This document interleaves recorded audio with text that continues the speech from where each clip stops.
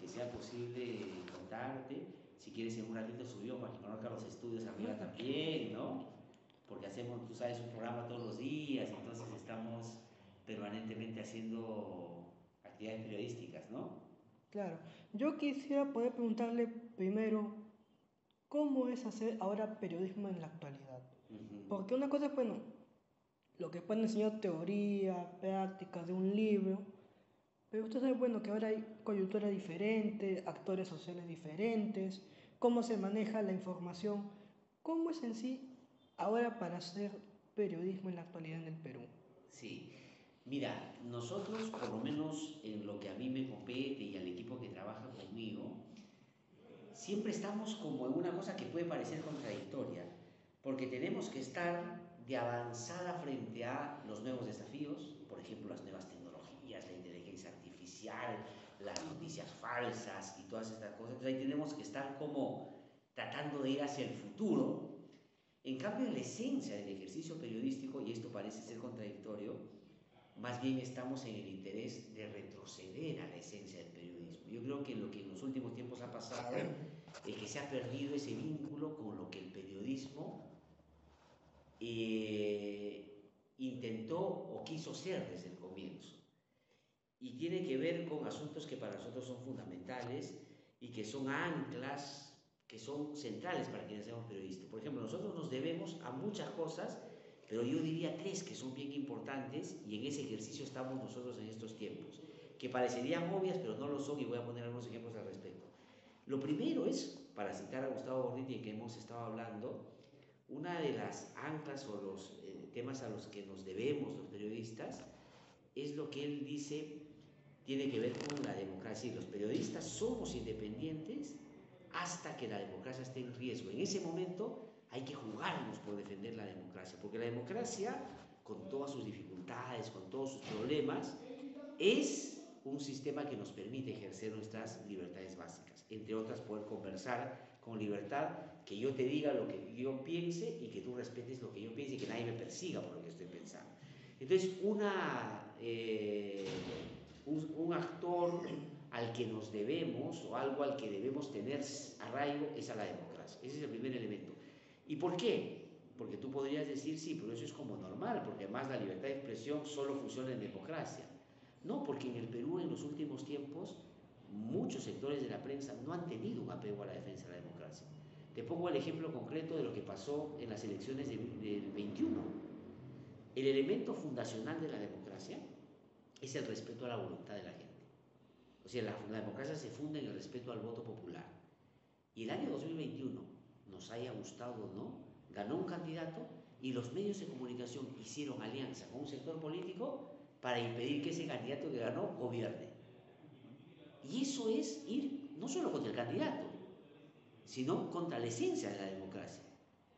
Mario Vargas Llosa, a quien vamos a extrañar por su gran capacidad como literato, en su ubicación política tuvo lamentablemente posiciones totalmente contrarias a su trayectoria. Y él dijo en esa elección que no se trata de votar, sino de votar bien. El votar bien es un elemento que distorsiona el derecho. El derecho es votar, elegir y ser elegido, a quien a ti te parezca. Porque el votar bien significa que alguien va a calificar qué es bueno y qué es malo. Y eso rompe el principio. Entonces, cuando tú dices que votar bien es lo que hay que buscar, votar bien para Vargas Llosa significaba votar como él ha votado. ¿No? Eso rompe el elemento central que sostiene la democracia, que es la libre elección. ¿Y por qué los medios de comunicación en plataforma se sumaron a inventar un fraude que no hubo, que sabían que vulneraba un principio básico de la democracia? Porque su apego a la democracia no es tan firme, no hay tanto convencimiento en la defensa de la democracia. Por eso es que nosotros nos reafirmamos en que el periodismo tiene que defender la democracia. Lo que te he mencionado no hace bueno a Castillo, no hace que Castillo haya sido un buen presidente, porque no lo fue, lamentablemente, pero ganó una elección que los medios quisieron, junto con un sector político, descalificar porque no les gustaba el resultado. Y por eso es que los periodistas tenemos que regresar al origen de defender la democracia. Y defender la libertad de expresión no solo en la parte que nos toca a los periodistas, porque los periodistas decimos, sí, la libertad de expresión, cuando nos atacan, cuando quieren cerrar un medio, y está bien que nos peleemos para evitar eso, pero la libertad de expresión también tiene que ver con la difusión de ideas que sean distintas a las mías. Tiene que ver con que los temas de interés público se debatan de manera plural y se aparezcan todas las voces, que podamos acceder a la información pública sin restricciones, que podamos protestar cuando estamos en desacuerdo con una decisión que toma uno u otro que está en el poder, y que por protestar no te pueden matar porque piensan distinto a los que están en el poder. Entonces, esa parte de los periodistas que deben defender la democracia, en esos dos ejemplos, creo que se ha roto y hay que tratar de recuperarlo.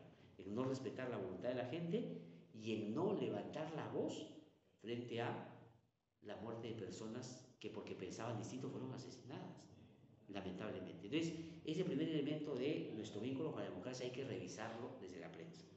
El segundo es nuestro vínculo, y nosotros nos debemos como periodistas, a la verdad. Y claro, tú podrás decir, pero eso es obvio, ¿qué periodista va a decirte lo contrario? El problema es que en nuestro país, lamentablemente, eso se ha ido desvaneciendo. No hay un apego a la verdad en la descripción de los hechos más significativos que han pasado en los últimos tiempos. Regreso al ejemplo de las protestas del 22 y 23, donde murieron 50 personas. Yo le pregunté, después de que eso sucedió, a periodistas, colegas de distintas zonas del país y estudiantes de comunicación, ¿en qué medios de comunicación se enteraron de los hechos y el nombre de las personas que habían sido asesinadas? Ninguna de las cerca de 70 personas que estaban en la reunión me dijeron que se habían enterado en los medios grandes de carácter nacional. Se habían enterado en medios que están en redes sociales o en medios locales de la zona donde se produjeron los hechos.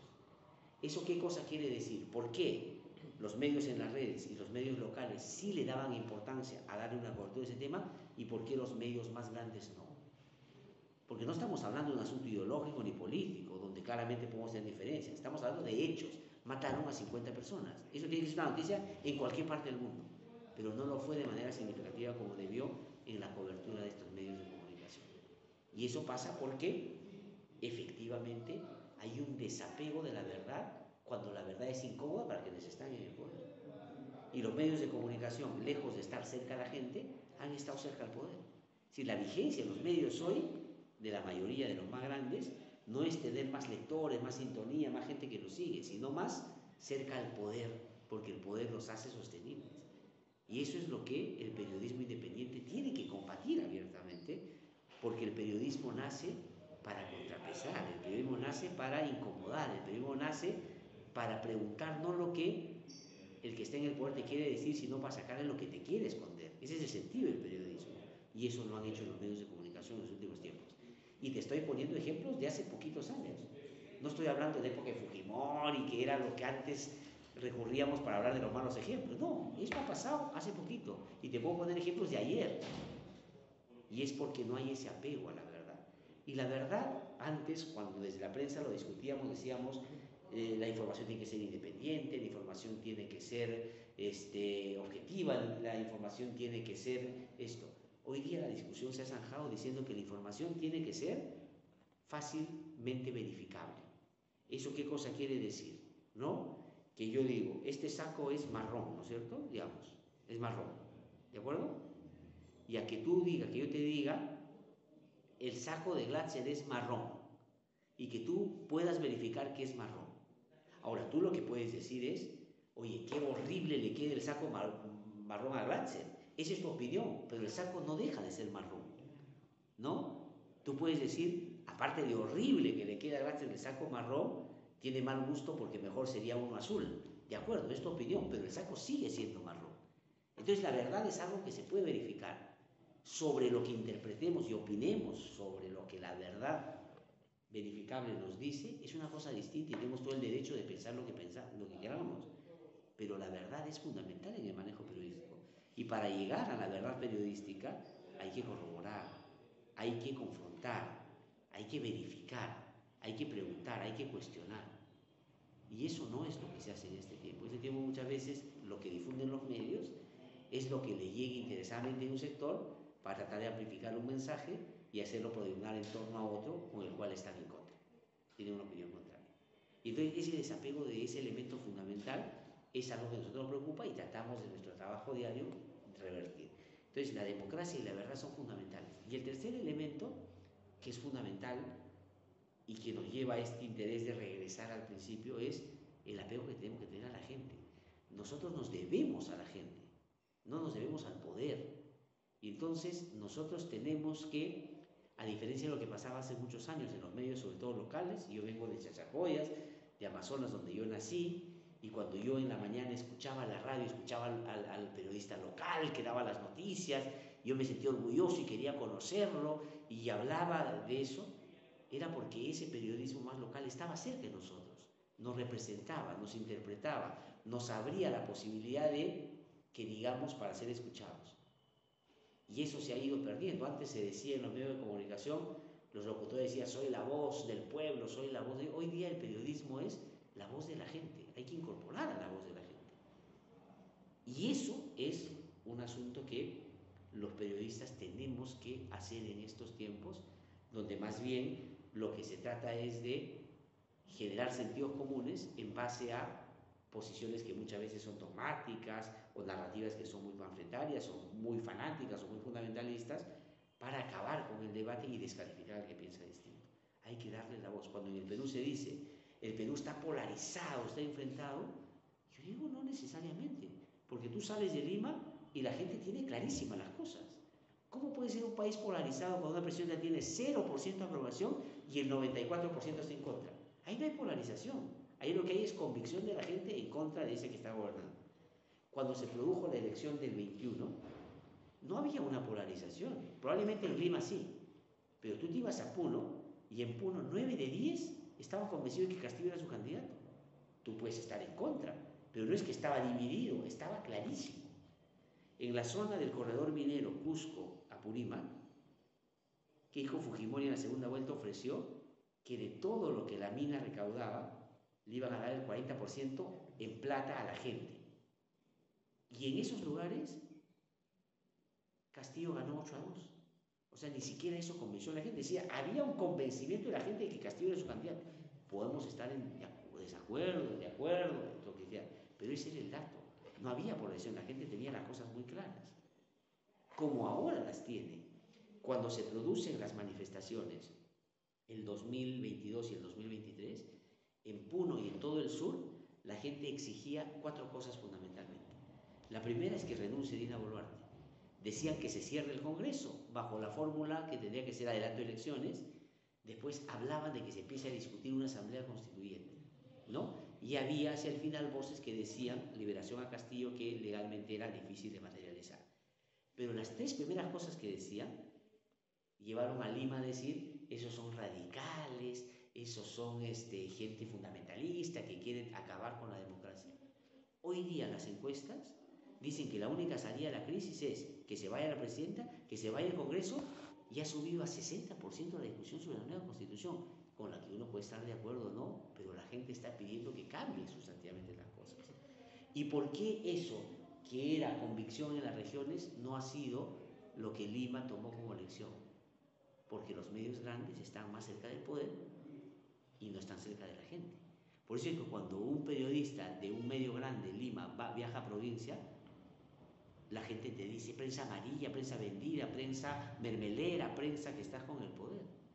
Una de las cosas que a mí más me complace cuando yo viajo a la región de hacer talleres con periodistas es que la gente me dice, tú no pareces periodista de Lima.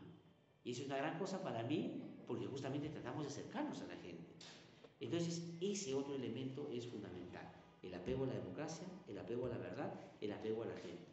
Y el otro elemento para terminar, esto que nosotros tenemos casi como mandato, tiene que ver con luchar primero contra las noticias falsas, que en nuestro país lamentablemente se están empezando a producir ya de manera casi industrial. Luego hay que, desde el periodismo, evitar y luchar contra los discursos de odios y los discursos discriminatorios que los medios están naturalizando. Otro elemento sobre el cual hay que seguir insistiendo es en buscar generar elementos de conexión entre estos países que conviven pero que no hablan. O sea, somos varios países juntos pero que no conversamos. Y el tercer elemento es ya un desafío que sale de la esencia, si no se va a lo que inicialmente decía, favorecer o generar capacidades para poder instalarnos en las nuevas tecnologías, en las nuevas redes y en las nuevas... Pero eso es un elemento de otra naturaleza. Pero dentro de los discursos de odio discriminatorios, una cosa que debiéramos hacer de manera permanente es luchar contra la descalificación del que piensa distinto. Hoy día se está persiguiendo al que tiene una opinión distinta al poder. Hoy día tú dices algo que no le gusta al poder, eres rojo, comunista, terrorista. Y ahí si tienes un poquito más de suerte eres caviar, que digamos es la versión que han encontrado para descalificar que piensa distinto. Pero todo eso tiene un objetivo, es cancelar al que tiene una posición distinta. Y el periodismo tiene que ser capaz de poder evitar que ese sea el elemento en el marco de lo que se llama una discusión pública, porque anula voces, ¿no? A un gran amigo mío que se llama Rafael Dumet, que es un excelente escritor, que ha escrito un libro que se llama El camarada Jorge y el dragón, ganó el premio de literatura de novela el año 2024. Tenían que premiarlo en febrero de este año. Y sencillamente el Ministerio de Cultura anuló la premiación por una razón muy concreta. Porque él públicamente había dicho que cuando la presidenta deje de ser presidenta va a terminar en la cárcel. Y entonces es el capricho y el abuso del poder el que destruye una premiación que se hacía todos los años, solo porque alguien piensa distinto al poder. Y entonces nosotros tenemos que evitar justamente convalidar ese tipo de discursos, porque las noticias falsas, los discursos de odio, no solo son malos porque éticamente y moralmente son cuestionables, sino porque tienen efectos prácticos que pueden llevar a afectar los derechos. O sea, el ejemplo que habitualmente se pone, por ejemplo, en las noticias falsas, es que imaginemos que estamos en Ica y hay, digamos, un pueblo con mucha fe, hay una gran procesión para, no sé, que aquí al Señor de Luren. Imagínate que van a la iglesia, al templo, donde entran 500 personas y por esa fe se meten 3000 queriendo estar al lado del Señor de Luren. Y de pronto alguien que está ahí empieza a gritar, ¡una bomba, una bomba! Y la gente en el interés de escaparse se pisotean y se matan entre ellos. Y resulta que no había una bomba. ¿Quién es el responsable de que eso se haya producido? Así de impactantes son las noticias falsas. La noticia falsa no solo tiene el propósito de desvincularse de la verdad, porque uno puede, en la cobertura, dar un dato que no sea exacto, ¿no? O sea, tú diste una información que no era verdadera, no era exacta. Tienes la posibilidad, después de rectificarte y decir, ayer dimos una información que no era exacta. Pero eso no hace que esa noticia sea una noticia falsa. Porque la noticia falsa, en los términos de las fake news, es que se suelta algo con el propósito de generar un efecto muy concreto, ¿no? Esa es la noticia falsa. La noticia falsa no es la falta de rigor solamente, sino es la voluntad que está detrás para generar. Donald Trump en el último debate que tuvo, el último debate con Kamala Harris, en Springfield los haitianos se están comiendo a los perros y a los gatos de los norteamericanos. Es una noticia claramente falsa, pero él lo decía de una manera convencida y mucha gente probablemente votó por él porque quería impedir que los haitianos sigan comiendo a los gatos y a los perros que eran mascotas de los norteamericanos. Esa es la noticia falsa. Entonces, el periodismo tiene esos desafíos y nosotros estamos modestamente, en el marco de nuestras posibilidades, tratando de todos los días confrontar, teniendo en cuenta esto que te he dicho, ¿no? Es un poquito el sentido de lo que hacemos nosotros. Claro, ahora yo quisiera preguntarle sobre cómo es ahora, más que todo hacer periodismo, pero en el sentido de un periodista o un estudiante de comunicaciones, lo que quiere es poder ganar de su carrera.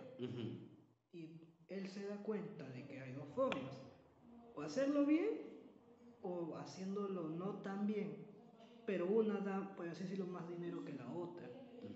Una da más éxito laboral que otra. ¿Cómo puede hacer ahí una persona si sabe que de su carrera o lo hace bien pero no recibe mucho, o lo hace no tan bien pero sí consigue éxito laboral, económico? Sí, bueno, yo te lo voy a poner como un ejemplo, ¿no? Yo viajo mucho por todo el país y una de las cosas que hago de manera muy frecuente son reuniones, talleres o encuentros con periodistas. Acabo de estar hace unos pocos días, tal vez 2 semanas, en Abancay, donde tuvimos 50 periodistas en un taller que hicimos, ¿no? Que me tocó hacer a mí. Y así hago todo el tiempo en todo el país. Y entonces, claro, algunos colegas que están vinculados a la comunicación, al periodismo, de lo que te dicen es, hay frases que son muy recurrentes. Una es, de algo hay que vivir. Otra, tú vienes y nos dices esto porque a ti te pagan un sueldo, nosotros no tenemos un sueldo. No podemos nosotros ser más papistas que el Papa, ahí donde hay posibilidades de cobrar, cobramos. Es que nosotros no tenemos una dependencia de publicidad que busque la publicidad, somos los mismos periodistas que tenemos que ir a buscar la nuestra. Y entonces todos tratan de ser una especie de justificación para utilizar el periodismo para conseguir recursos en base a preventas. Y eso claramente no es periodismo. O sea, si tú das una información solo porque te paga quien la va a dar, o tú dejas de publicar algo porque alguien te paga porque le va a afectar esa información, eso para comenzar no es periodismo. Eso no es hacer mal el periodismo, eso sencillamente no es periodismo, ¿no? Una de las cosas que nosotros decimos siempre es que hay que empezar a llamar a las cosas por su nombre. El periodismo es lo que yo he descrito previamente. Cualquier otra cosa que diste de eso puede ser cualquier cosa, puede ser sicariato desde la prensa, puede ser instrumento de medios de comunicación para favorecer posiciones, una prensa prepago, lo que fuera, pero periodismo no es. Entonces, eso por un lado. Pero por otro lado, en relación a los ejemplos que te digo, a lo que muy recurrentemente dicen los colegas, yo les digo lo mismo que he dicho toda mi vida que estoy vinculado al periodismo. Nadie te obliga a ser periodista.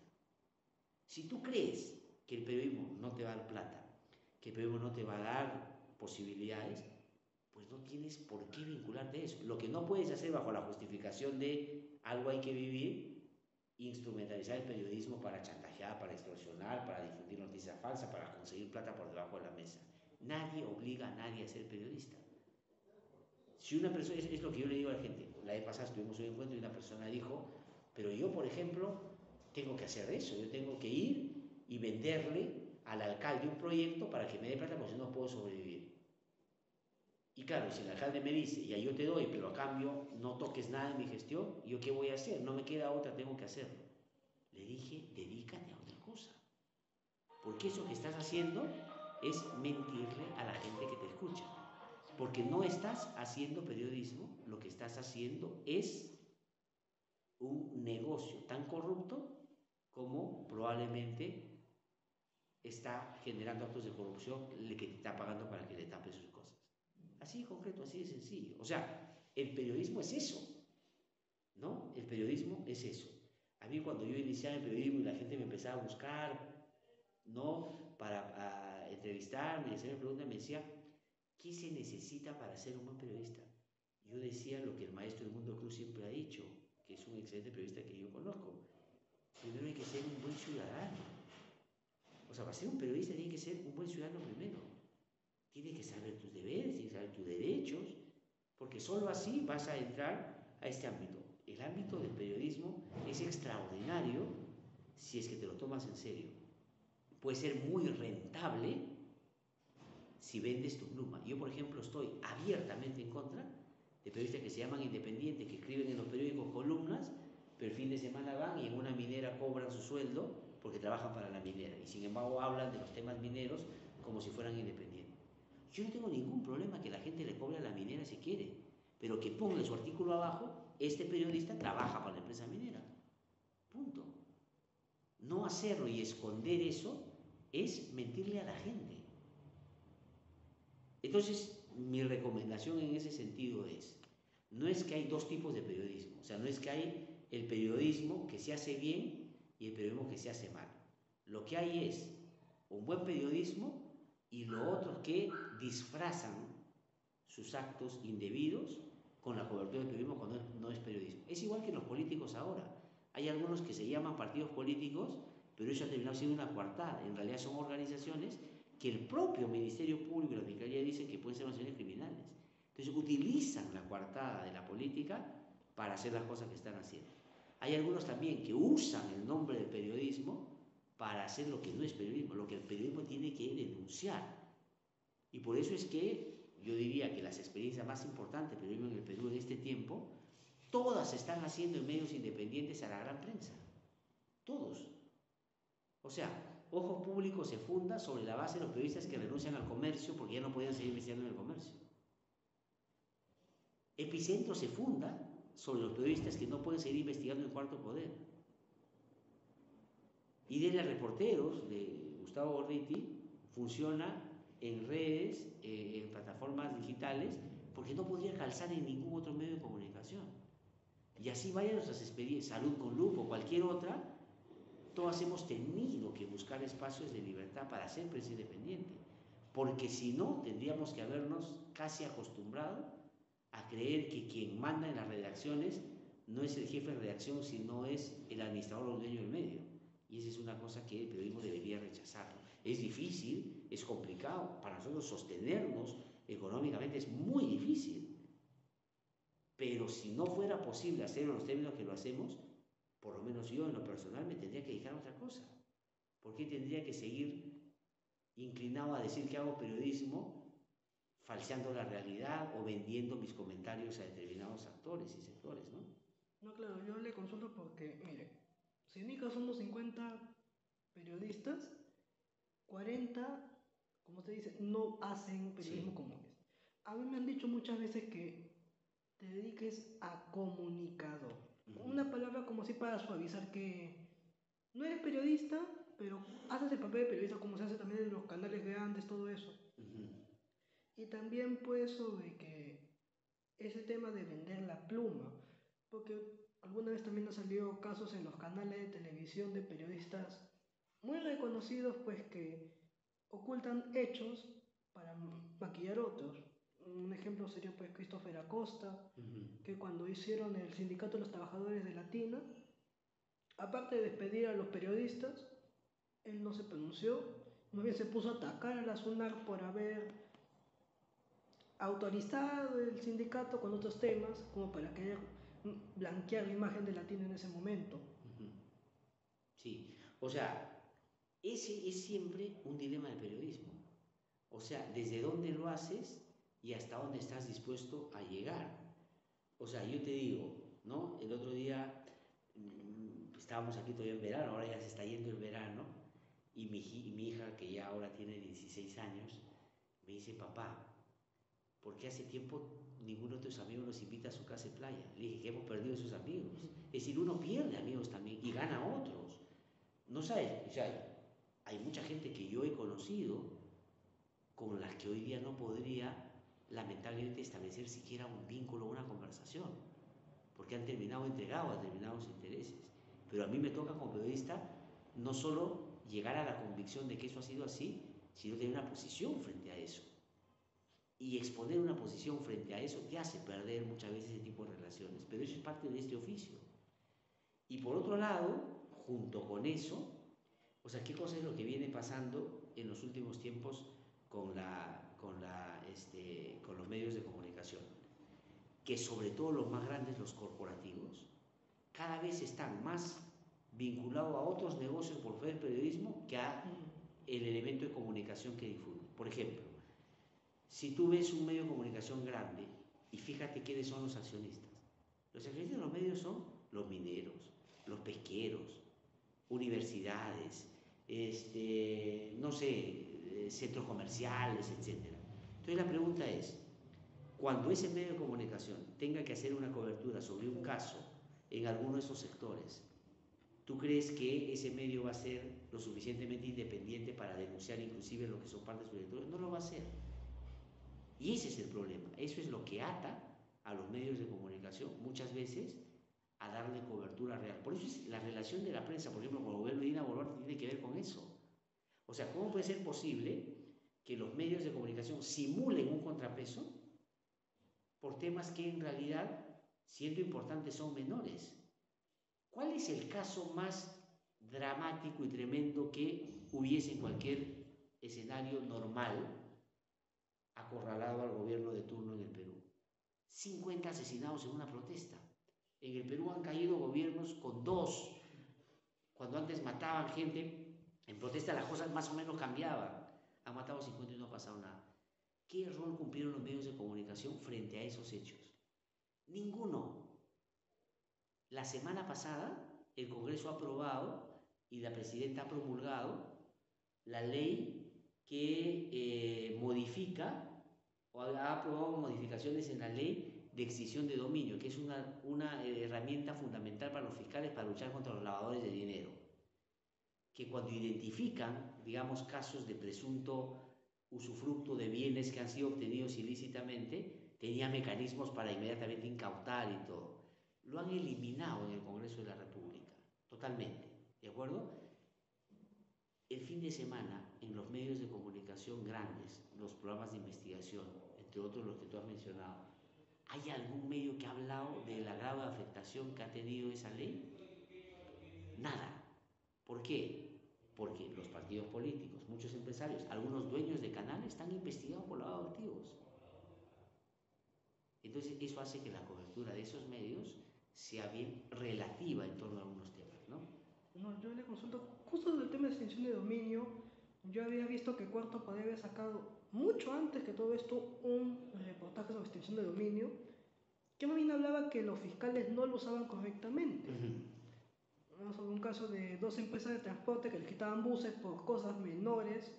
No sé, un trabajador ponía un paquete que no tenía nada que ver, era ilegal, pero la fiscalía le quitaba el bus y lo desapareció y nunca más se lo devolvía. Sí, pero quienes han legislado en el Congreso no han estado pensando en el pobre señor que le han quitado en el bus. Han estado pensando en Joaquín Ramírez, han estado pensando en el caso Cocteles, han estado pensando en el caso dinámico del centro, han estado pensando en los gángsters de la política, han estado pensando en esos casos. Ese es el problema. Un ejemplo muy concreto. Sacan una ley en el Congreso de la República y cuando esta ley entre en vigencia, uno de los congresistas, autor de esa ley, en el marco de una investigación que tiene en un caso concreto, va y dice, quiero que me apliquen esta ley. O sea, está legislando para ellos mismos. El problema no, o sea, yo no quiero decir que tampoco la labor de los fiscales es impecable y no cometen excesos, inclusive en algunos casos tremendos excesos y abusos. No estoy diciendo eso. Pero para todo hecho donde se aplica una ley, puede haber actos de esta naturaleza que tienen que ser discutidos y peleados en los propios procedimientos. El asunto es que toman como pretexto eso para traerse abajo una herramienta que está funcionando en otros casos. Igual lo hicieron cuando sacaron la detención preliminar para delitos de no flagrancia. No, que son unos abusivos porque detienen a cualquiera y todo. Te pongo un ejemplo de quién se favoreció cuando estuvo fuera de vigencia esa ley. El vocero era presidente de la República, que iba a ser detenido y porque esa ley ya no estaba vigente no lo pudieron detener. O sea, lo que quiero decir es, siempre hay un pretexto y una coartada para justificar algo que va en contra de lo que la democracia debería fortalecer. Alguien decía, en términos más ideológicos y políticos, ¿no? Cuando el fascismo llegue al poder, llegará en el nombre de la libertad. Porque es así, o sea, siempre va a haber una coartada, un argumento, siempre. Nadie te va a decir, vamos a sacar esta ley para beneficiar a nuestros cabecillas políticos. Te van a decir es para mejorar la lucha del Estado contra el crimen sin abuso. O sea, siempre va a haber un pretexto. ¿Qué pasa con los mineros ilegales? ¿Por qué han ampliado el registro para que supuestamente estén en la condición de los que buscan formalizarse? ¿Tú crees que están pensando en el minero artesanal, que forzadamente, históricamente y por familia se dedica? No, están pensando en los que mueven 7.000 millones de dólares al año. O sea, y eso el periodismo lo tiene que decir, ¿no? Ayer, por ejemplo, yo veía cuando renuncia el primer ministro y dice, la historia reconocerá el esfuerzo que le he dedicado para salvar al país, no sé qué. Siempre habrá un pretexto para algo que sabemos no ha sido así, ¿no? No, claro, parece que antes de irse había dejado una partida en el presidente del Consejo de Ministros de actualización del libro de historia del Consejo de Ministros, ¿no? Claro, que nosotros Claro, publicamos eso, sí, claro, el usted libro. también había pues indicado que sobre el tema tema de los medios ilegales, en ese tema Gabriela Real había sacado un libro muy concreto sobre ese tema de los medios ilegales. Y también con lo que usted había dicho, me recuerdo un caso en Tacna de una mujer a la que la habían secuestrado de niña para venderla cuando era bebé. Y al momento de detener a los que lo habían realizado, ya no podían porque el Congreso había sacado una ley que modificaba que era una organización criminal. Sí. Y ellos ya no podían entrar ahí y les disminuyó la pena totalmente. Exactamente. Inclusive ahora, para las prisiones preventivas, han subido los años. Primero era para personas que han cometido delitos que estén penados por más de 4 años. La subieron a 5 y la han subido a 6. ¿Y por qué? Porque los delitos que cometen los políticos por lo general tienen como base 6 años. Entonces, ahora para que te pongan eso ya no va a ser posible. O sea, es decir, si uno evalúa todo solo en el ámbito normativo, todo lo que vienen haciendo en el Congreso es para desarmar al Estado frente al crimen, pensando en beneficiarse ellos. Y al beneficiarles a ellos, les importa muy poco que beneficie también al cojo mame o a Momón. No les importa. Lo que está pasando en Patas es una expresión clarísima de eso. ¿Quién aprobó la ley de Reinfo? El Congreso. ¿Quién la promulgó? El Ejecutivo. ¿Quién la validó? El Tribunal Constitucional. ¿Quién la ha defendido? El Defensor del Pueblo. ¿A quién se le ha descubierto a través de Panorama el fin de semana que le cobraba cupos para avisarles de que la policía iba a detenerlos? Al jefe de la policía. Entonces, si todos estos han generado lo de Patas, ¿por qué tenemos que sorprendernos que pase lo de Patas? Si el incentivo está en el poder. Y eso es el periodismo que tiene que decirlo. Y no lo dice en los términos que debiera. ¿Por qué? Porque ese tipo de organizaciones hoy día están muy asociadas al poder. Claro. Quisiera yo también preguntarle sobre un caso que usted había sacado hace tiempo en IDL con la visita de Speed. ¿De qué? Con la visita de iShow Speed. Ajá. Usted había sacado que la municipalidad tuvo una plaza para... Sí. que gastó dinero en el tema de la gente que bailó, que hizo todo eso. Sí. Yo había pedido mediante información pública a la municipalidad ese tema, pero me habían indicado que no era para eso, que era para otro evento, que era ese día, pero no era específicamente para eso. Sí. Que era para algo de la Ruta de la Cultura 1K, que también se realizó ese día, no sé por qué. Dijeron que se hizo, pero en ningún momento en la página de la Municipalidad Metropolitana salió eso. Sí. Pero se hizo para eso, y luego lo tomaron también, ya que estaban ahí para recibir al streamer. Claro. Entonces, en ese ejemplo está la diferencia de lo que es y no es periodismo en el sentido siguiente. Los periodistas tenemos siempre que dudar, ¿no? En ese caso muy concreto que nosotros difundimos, y después nos dijeron que mezquino porque se había gastado solo 12.000 soles y que porque Speed 30 millones lo ven, que no deberíamos quejarnos, que somos por fastidiar al alcalde. Mira, pueden ser 100 soles, pero ahí hay 3 cosas que se pudieron comprobar: que mintieron, que sí gastaron y que en tercer lugar fue pensado en ese circuito. Y porque además el alcalde dijo que todo lo hacía con su plata y eso no fue verdad. ¿Por qué? ¿En qué radica esa duda que lo puede tener en el caso concreto? Es bien raro que se produzca ese día. Que justo donde va a pasar Speed estén los emolienteros y haciendo todo, y que justo esa es una ruta que iba a haber. Nosotros hemos podido, por testimonios que hemos podido conseguir de gente que estuvo vinculada, que se contrató pensando en esa actividad concreta. Por eso lo publicamos. Claro, cuando te dan información, te dan información general. Te dicen un evento que se iba a saber, le ponen otro nombre. Pero todo fue pensado en eso. O sea, y nosotros después de poder certificar eso lo publicamos. Nosotros pedimos también la información. Claro, a mí me mandaron el documento de la Asociación de Sí. Cultura que mostraba la misma gente que estaba en el stream.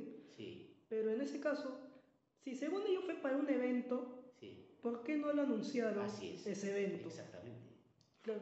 Yo también quisiera... Y además fue, en ese caso, contrataron a una empresa que se había creado recién el año pasado y que tuvo un contrato de 40.000 soles hacia diciembre del año pasado, y que para contratarlo en tomaron como en su término de referencia exactamente lo que era esa empresa, o sea, para que ellos ganaran. O sea, es decir, era un caso para nosotros pintado y por eso lo publicamos. Una licitación que ya tenía dueño. Sí.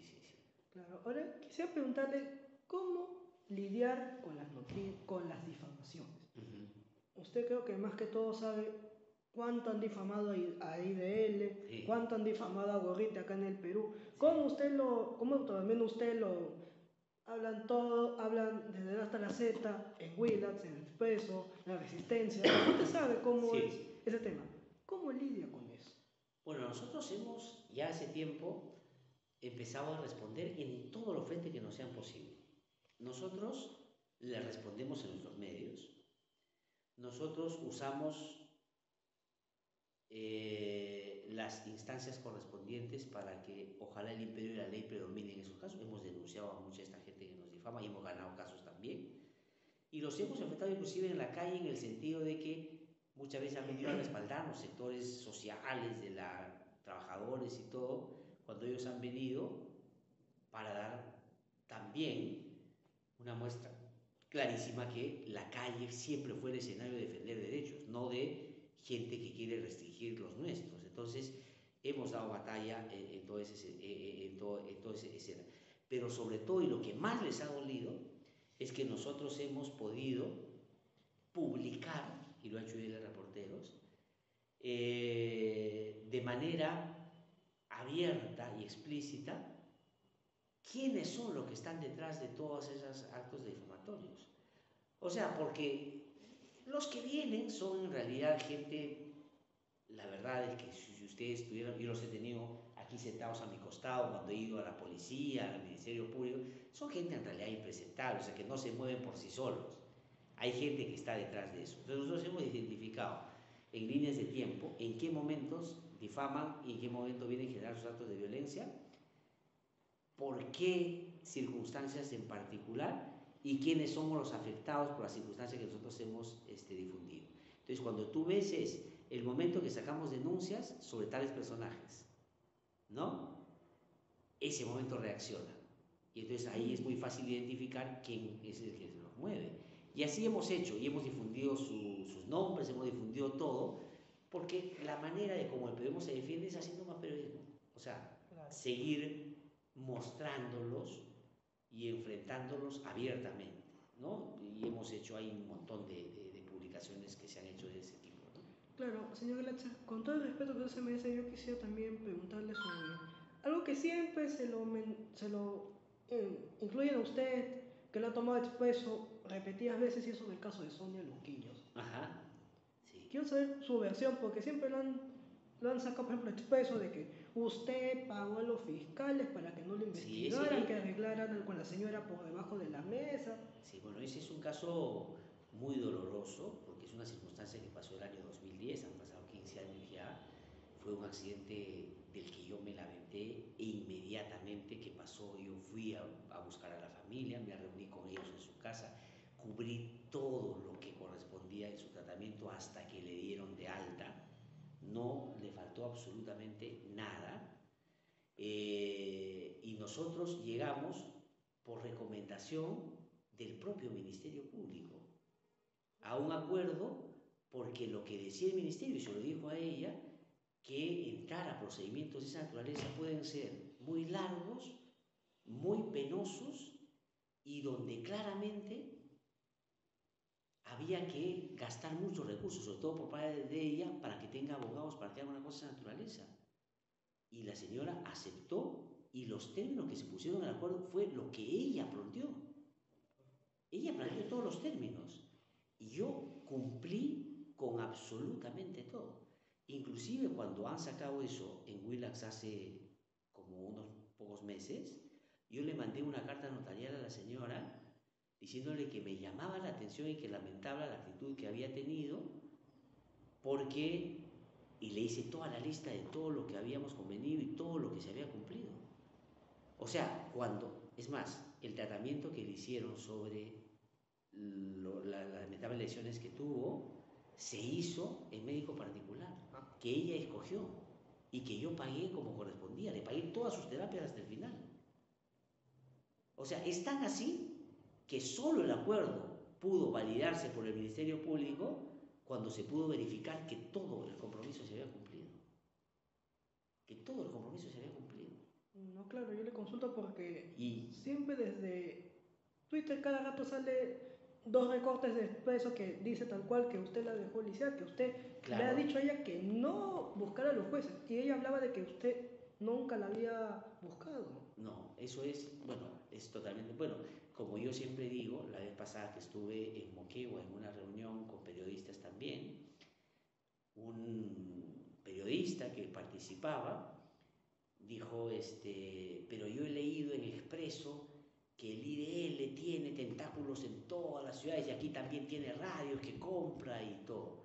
Y me dice, yo tengo 50 años ejerciendo periodismo independiente y por eso le digo esto. Y me dice, le dije, le agradezco mucho que me diga eso. Lo que me parece que es incompatible es que usted me diga que tiene 50 años haciendo periodismo independiente y tenga como referente Expreso como una fuente.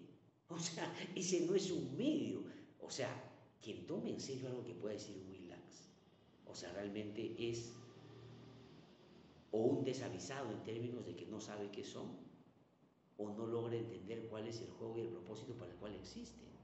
Nosotros tenemos con ellos un montón de cosas que inclusive hemos llevado a los tribunales porque son falsas.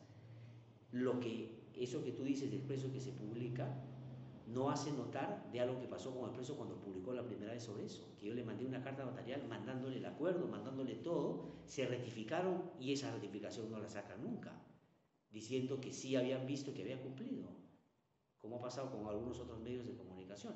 Es decir, y este fue un hecho dolorosísimo, yo por supuesto cumplí con todo lo que correspondía a cumplir. Es una de las cosas que en términos personales más me ha afectado a mí personalmente, pero yo me sometí a todo lo que en ese momento se requería, comenzando por ejemplo por las pericias que se hicieron, fui a los exámenes que correspondía, a todas los peritajes que pidieron, asistí a todo. Y en torno a los acuerdos a los que se abordó, que fueron propuestos por la propia señora, cumplí absolutamente. O sea, digamos, no hay nada de lo que yo había quedado en cumplir que no se haya cumplido. Y entonces, claro, ese es el asunto que sacan cuando me atacan a mí de un hecho que ha pasado hace 15 años. O sea, lo que da cuenta de que no tienen otra cosa que decir. Exacto. O sea, si de mí tuvieran algo que decir del año pasado, de alguna inconducta, de algún mal comportamiento como periodista, me lo sacarían. Sacan eso. O sea, que es muy doloroso, sobre todo para la señora, porque me parece que es exponerla a una situación no por un asunto de justicia, sino para tratar de utilizar eso como un elemento para perjudicarme a mí. Y yo tengo la pena y el dolor del hecho que se produjo, es un accidente terrible que a mí siempre me ha dolido, pero también tengo la claridad y la interés de decir que cumplí con todo lo que había que cumplir. No, claro. Con todo lo que tenía que cumplir. O sea, no hay nada que la señora me pueda reclamar a mí de lo que habíamos acordado. Nada. Claro, eso de cómo Expreso toma las declaraciones de la señora, Sí. pero las maquilla, las distorsiona para querer dar un objetivo a la información. Claro, la última vez que yo supe que sacaron en Willax era un ataque que había contra el IDL, contra los directivos que somos del IDL, y ahí metían unas frases de la señora diciendo tal o cual cosa de este hecho tan doloroso. Yo le mandé una carta diciéndole, lamento muchísimo, no solo lo lamento por mí, sino por usted, porque termina exponiéndose a una situación donde claramente la están utilizando. Donde claramente la están utilizando.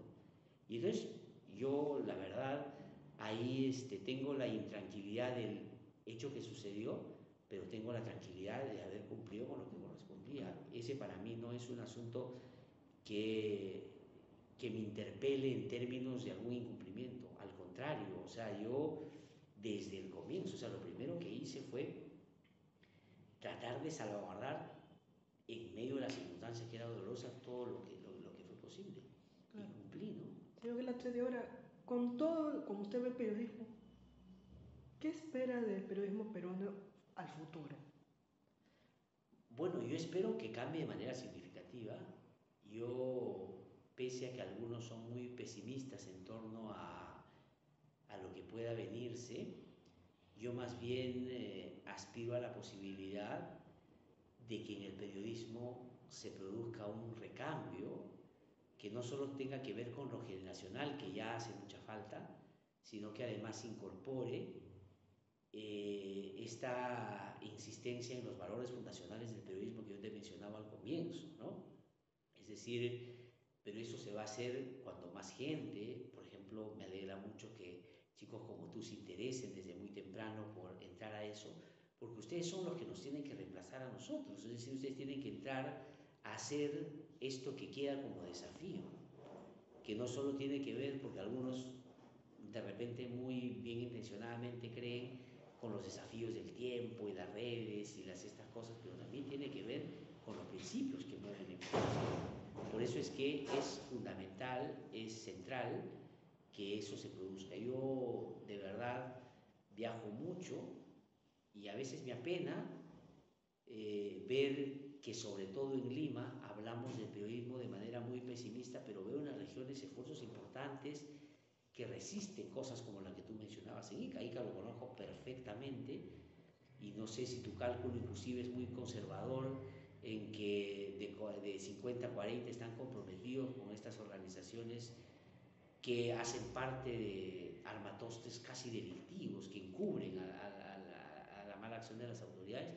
Yo creo que inclusive es más, lo sé, pero de esos menos, de esos pocos, hay ejemplos importantes también que poner en relieve porque están resistiendo. Es decir, hay cosas que están pasando y por eso es que en los últimos tiempos se está constituyendo como un hecho realmente muy grave y peligroso que están matando periodistas.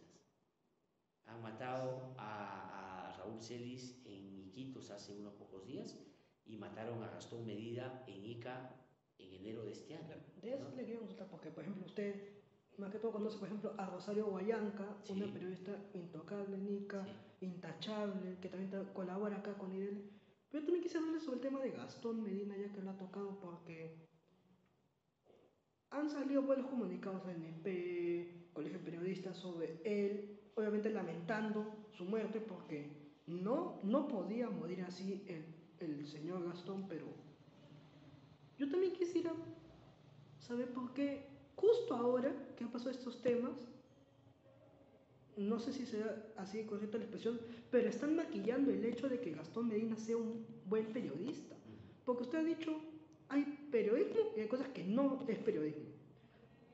Y lo que más hizo Gastón en toda su carrera periodística es algo que no era periodismo. Porque encubrir a un gobernador regional y luego manchar cada día sacándole algo diferente a otro gobernador regional, decirles terroristas a la Comisión de Derechos Humanos de Ica, eso no hace un periodista.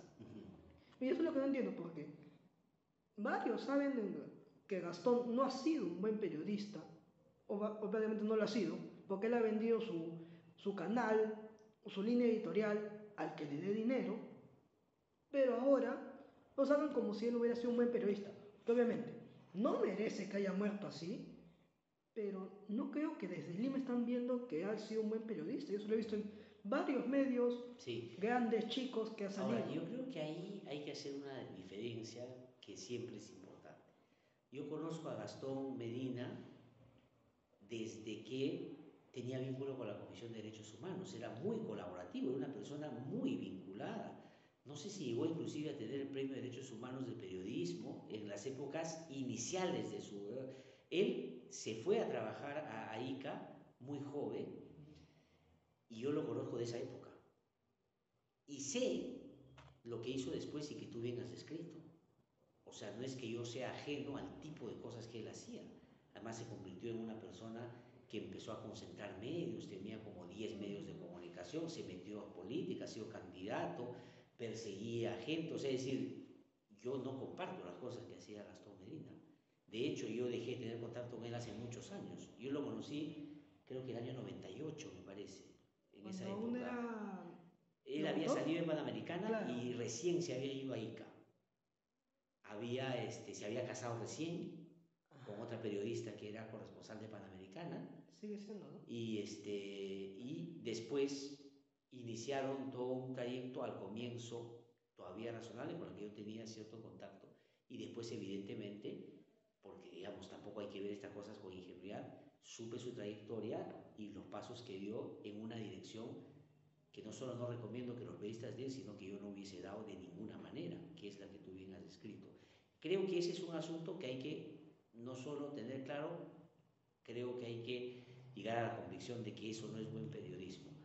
Pero el asunto de Gastón Medina y su muerte no tiene que ver con que fue un mal periodista, sino porque el momento en el que lo mataron, él estaba al margen de la motivación que lo empujaba a dar esa información, tratando temas que afectaron a determinados sectores y por eso lo acallaron. Es decir, aquí no es la defensa a la trayectoria de un periodista.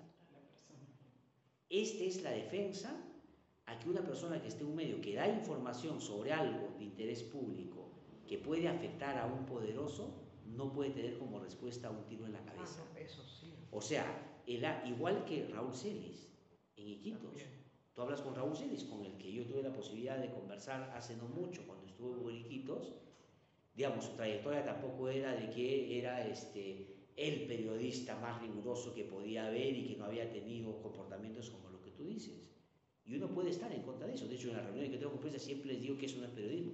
Por eso cuando tú me decías qué se hace, si este periodismo da plata y no seas periodista, dedícate a otra cosa. O sea, aplicaría inclusive en estos casos, ¿no? Que hay algunos que terminaron haciendo entre comillas, el periodismo un negocio, ¿no? Y yo estoy en contra de eso. Pero cuando los matan, y los matan por haber dado información que era de carácter público, que impactaba en la sociedad y que tenía como destinatarios a poblaciones que permanentemente eran vulneradas, por ejemplo, Celis en Iquitos. Él estaba trabajando todo el tema de los mineros ilegales en el Nanay, estaba trabajando los madereros ilegales en la selva peruana, estaba denunciando actos de corrupción. Y lo mataron por eso. Eso me hace a mí olvidarme que puede haber en otros momentos tenido un comportamiento inadecuado que yo no respaldo. No. Pero lo que me hace es levantar la voz porque en el momento que lo mataron, lo que estaba haciendo era algo que ponía en evidencia actos delictivos. Y en el caso de Gastón pasó exactamente lo mismo. O sea, el defender que a un periodista no se le puede matar no significa yo me adhiero a la trayectoria de él, de ninguna manera. O sea, por ejemplo, si yo tengo una persona que se dedica a hacer periodismo o un periodismo que yo no haría y lo matan porque el momento en que lo mataron denunció algo que era importante, yo tengo que pronunciarme en la muerte de un periodista, no puedo matar a nadie. No, eso sí. Y menos aún por dar una información que tiene que ver con algo que la sociedad requiere saber para, digamos, tener un panorama completo sobre lo que pasa. Entonces yo sí creo, porque a veces se tiende a tener la otra posición. Entonces, porque era un, entre comillas, sacha periodista o un periodista con malas artes, entonces lo pueden matar. No, no lo pueden matar bajo ninguna circunstancia. Entonces, ese es el principio. O sea, el principio es, y eso es ponerse del lado de la gente. Cuando tú en el periodismo priorizas a la gente, como yo te decía al comienzo, como el destinatario central del trabajo que nosotros hacemos, si tú interrumpes la transmisión de la información hacia la gente matando a un periodista, no solo matas a una persona, sino cierras la posibilidad de informarse a la gente. Y ese es el principio que hay que defender, y eso es lo que se va cortando, claro, al margen de lo que ha sido. Yo, por ejemplo, hay gente que no llamo periodista aquí, ¿no? O sea, no podría compartir siquiera un espacio hablando de periodismo sobre ellos, ¿no? Pero de ahí a que maten a alguien porque sacó algo que, y eso ya es una cosa que creo yo, al margen de esas diferencias, modos, maneras y trayectorias, tenemos que rechazar bajo cualquier punto de vista, ¿no? No, claro, que yo le consulto porque cuando sacaron las noticias sobre quién era Gastón Medina en los medios nacionales, mostraron, pues, era locutor en Panamericana, Sí. y de la nada como que ocultaban todo lo que había hecho en ese lapso después que vino Ica, Sí. y solo se dedicaban a lo que pasó, que obviamente es condenable, Sí. pero no hablaban de lo que también había pasado. Sí. Como que lo ignoraban, lo olvidaban, no llegaba la información a Lima. Yo con lo de Gastón, además yo a Gastón lo conocí justamente por Charo y por Codica en los años 90.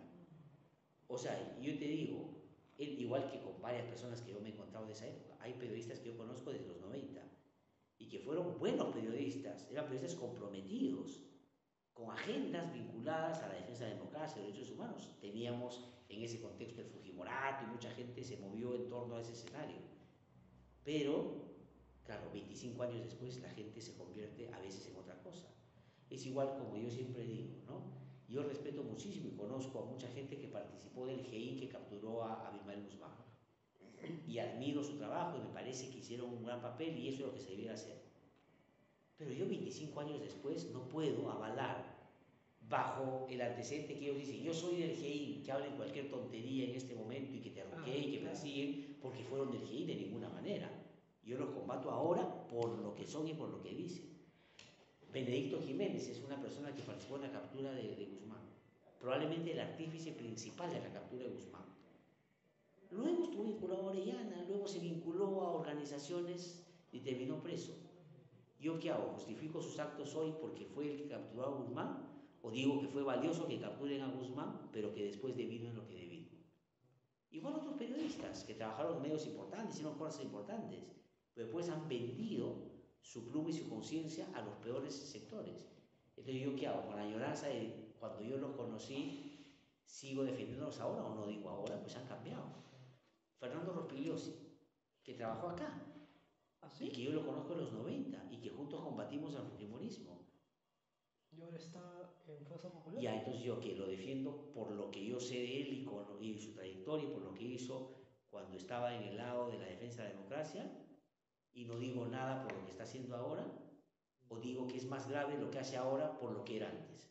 Ese es mi punto, ¿no? Igual con estos otros periodistas que tú has mencionado, Claro, ¿no? finalmente, junto con lo que también me he dicho sobre el tema de comunicar y obviamente morir por ello, ¿cómo investigar, cómo hacer periodismo en algo que ya se sabe, tú sabes que hay intereses que te pueden llegar a matar? Porque yo le pongo un caso, yo quiero investigar un tema sobre la formación de un centro poblado en Chincha, pero el problema, y también sobre un tema de demarcación limítrofe entre el departamento de Ica y Lima. Pero el problema es que para hablar de ese tema, tengo que tocar otros temas, que es el tráfico de terrenos, eh, cambiar partidas de un lado a otro, intereses comprados de cierta provincia con estos terrenos, donde hay gente que ha muerto por esos temas, hay periodistas a los que han también amenazado por estos temas, y yo quiero también poder dar mi aporte, mi grano de arena a eso. Pero sabiendo que si yo me meto, si yo esa gente que está ahora en el poder en ese centro poblado, yo le pregunto de esto, puede terminar mal para mí. ¿Cómo poder lidiar ahí? Sabiendo que está el problema ahí, pero si lo toco me puede traer consecuencias muy negativas. O sea, ese es un riesgo siempre, ¿no? El otro día yo conversaba con Pedro Salinas y Pedro Salinas se quebró cuando yo lo entrevistaba y me dijo, yo lo he perdido todo. O sea, Pedro Salinas es un ejemplo del compromiso de un periodista en un tema que le tomó 25 años. Claro, sodelicio. Él perdió su familia, perdió todo su patrimonio, todo, por investigar. Perdió a sus amigos, perdió todo. O sea, ese es siempre un riesgo. O sea, Paolo Ugaz, que también trabajó acá. Claro. O sea, claro, tiene mucho reconocimiento, el Papa la recibe, gana premios, pero está sometido a una dinámica de persecución fiscal atroz, que todo el tiempo tiene que estar yendo a las fiscalías, a los juzgados, porque tiene un montón de denuncias que le han puesto solo para mantenerla de alguna manera amordazada. Pero ellos han insistido haciendo periodismo. El otro día yo hablaba con Pedro y le decía, me dice, no, este es mi último libro que pongo sobre Sodalicio. Y Enrique Escardó, que es el primer víctima que denunció el caso de Sodalicio, le pregunta en sus redes sociales y le dice, ¿estás seguro que será el último? Porque claro, Pedro ha sacado varias investigaciones sobre el tema. Pero esos son los riesgos que uno corre, ¿no? O sea, yo te digo, no es una cosa fácil. Tú hace un rato mencionabas un episodio que en lo personal no solo sucedió hace 15 años, sino que ha sido muy doloroso. Tú sabes que lo triste y a la vez desagradable que es que en el marco de tu trabajo te sigan sacando una cosa que la verdad pasó en los términos que yo te mencioné, y el nivel de desprestigio que te quieren hacer con eso y otras cosas que te van diciendo, ¿no? Uno tiene familia, uno tiene que también ven esas cosas. Digamos, eso es un poco el costo que hay que pagar en si uno quiere hacer las cosas con la convicción que nosotros tratamos de hacerla, ¿no? Porque podría ser más fácil. O sea, si uno optara por ser Federico Salazar sería más sencillo. Si uno optara por ser, digamos, uno de ellos, sería menos complejo. Pero uno opta por determinadas cosas. Y esas cosas tienen sus riesgos, pero a la vez tienen también sus grandes recompensas, ¿no? Yo, por ejemplo, una de las cosas que para mí en lo personal terminan siendo siempre satisfactorias y motivadoras es que cuando viajo, cuando estoy con la gente, sobre todo gente, población o periodistas, hay un reconocimiento, se acuerdan de, o sea, inclusive tengo la posibilidad de encontrarme con gente que ha sufrido o así transformaciones atroces de su propia manera como hacían inicialmente, pero se han maleado últimamente, que me miran con cierta vergüenza y me dicen, oye, pues, ya, y saben mi posición y saben perfectamente lo que pienso. O sea, también tiene eso. Entonces uno tiene que, como todo en la vida, y los periodistas tenemos que ser especialistas en eso, ¿no? Yo siempre pongo el ejemplo cuando explico esto, que los periodistas somos como la casera del mercado, tenemos que estar siempre con nuestra balanza y siempre poniendo a ver qué pesa más, ¿no? Cada vez que difundimos una información, y en esto de la vida personal versus la profesional también, porque esto es riesgoso. O sea, los ataques, quienes hemos sufrido ataques directos y amenazas directas, sabemos lo que eso significa. O sea, no es una cosa fácil de sobrellevar que un día llegas a tu casa y te encuentras en el teléfono mensajes que te han dejado con frases de canciones diciendo que te pueden matar, o que tengas que algún día haber andado con seguridad privada porque te han amenazado. O sea, no es una cosa sencilla, pero es parte de lo que nos toca hacer. Y como te digo, hoy día que las redes sociales son importantes porque uno puede enterarse, puede conseguir cosas importantes, pero son también espacios de difamación, de persecución. Claro, la manera brutal como te agreden, te insultan, te dicen, o sea, hay que tener ciertos niveles de firmeza para afrontar cosas de esa naturaleza. Bueno, en ese caso, muchas gracias, señor Grache, por No, al darme este contrario. espacio de tiempo, porque yo quería pues saldar esas dudas con una persona que tiene una trayectoria reconocida como usted. Muchísimas Muchas gracias gracias. por este espacio de tiempo que me da a mí y a mi abuela también. No, al contrario, muchas gracias a ti y ojalá, digamos, esta convicción que tienes se sostenga en el tiempo que necesitamos.